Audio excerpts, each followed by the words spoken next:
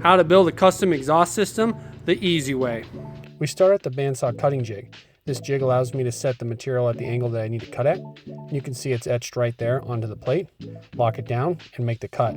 Now, a lot of people have issues with the bandsaw blade not cutting straight. My machine has adjustability and I was able to get it tuned to cut pretty well. Never perfect, but quite good. So now that we're done here with the cut, we're going to clean it up and then we're going to mount it. And I'm using this magnetic arm here to hold the first piece in position. That piece is going to set the position for all the subsequent pieces in the exhaust system. So now we measure the next piece, use the bandsaw jig to hold our straight section. We're going to mark that and cut it.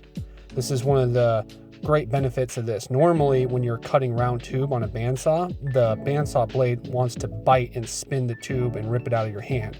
But doing it with the jig, it's just a piece of cake. Okay, so same thing, we get it cleaned up. We're gonna use another arm to hold it in position. Now, if you don't have a place to put a magnet or you're working with materials that are aluminum and not steel, this arm right here has 2 clamps on it. That way, as long as you can grab onto another spot in the vehicle, you can put your tubes in position. I've got this little ground clamp here that can handle up to 50 amps, and that's all I need for this exhaust system.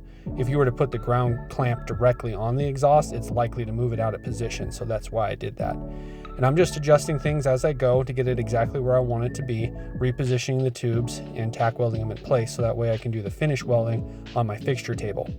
Now, I just took the magnetic arms with me, took them off the vehicle, and as I'm working on the exhaust tube, I'm using the arms to hold the tube in the most convenient position for me to weld. And that's a really nice thing about these magnetic positioners is they can double as a fixture or a temporary fixture on your weld table. Now, in this case, this is the last piece that's under the vehicle and there wasn't really a good spot for the clamp.